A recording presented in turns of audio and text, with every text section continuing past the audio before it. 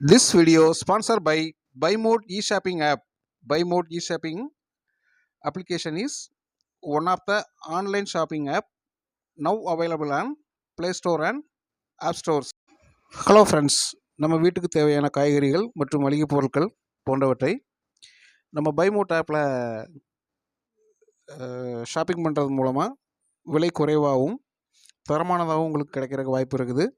இதை நீங்கள் பயன்படுத்துறது மட்டும் இல்லாமல் உங்களோட நண்பர்களுக்கும் உறவுகளுக்கும் சொல்லுங்கள்.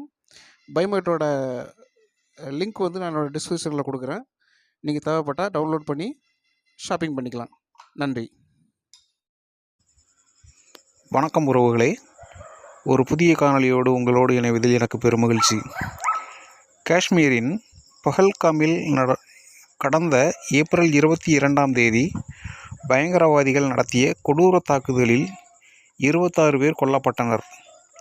இந்த தாக்குதலுக்கு பதிலடியாக பாகிஸ்தான் மற்றும் பாகிஸ்தான் ஆக்கிரமிப்பு காஷ்மீரில் செயல்பட்டு வந்த 9 பயங்கரவாத முகாம்களை இந்திய இராணுவம் ஆபரேஷன் சிந்தூர் என்ற நடவடிக்கை மூலம் தாக்கி அழித்தது.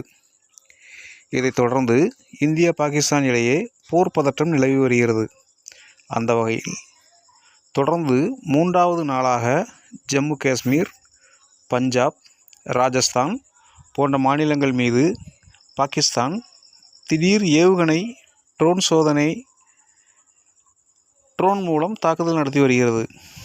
இந்த தாக்குதல் இந்திய பாதுகாப்பு படையால் முறியடிக்கப்பட்டு வருகிறது.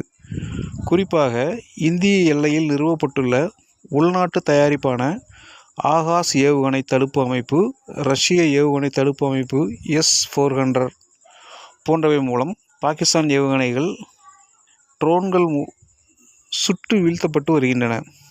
இந்த நிலையில் ஆகாஷ் ஏவுகணை தடுப்பு அமைப்பை உருவாக்கிய விஞ்ஞானி பிரகல்தா ராமராவ் இது மிகவும் மகிழ்ச்சியான நாள் என்று கூறியுள்ளார். பிரகல்தா ராமராவ் வயது 78. DRDO துறையில் ஆகாஷ் ஏவுகணை உருவாக அமைப்பில் முன்னாள் தலைவர் ஆவார். இவர் முன்னாள் ஜனாதிபதியான APJ அப்துல் கலாம் இந்த துறைக்கு தேர்ந்தெடுத்திருக்கிறார்.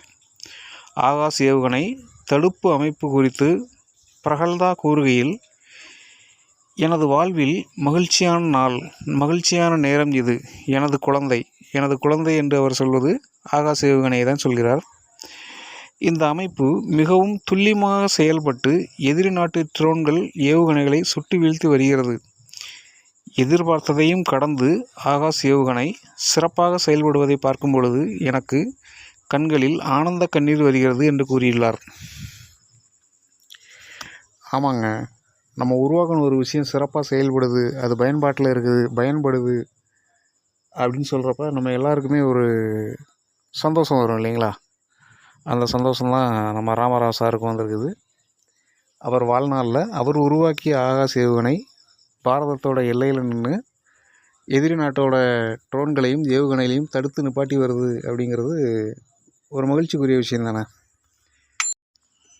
நன்றி உறவுகளே, இந்த காணொலியை முழுமையாக கேட்டமைக்கு. மீண்டும் ஒரு புதிய காணொலியோடு உங்களோடு விரைவில் இணைகிறேன். நன்றி, வணக்கம்.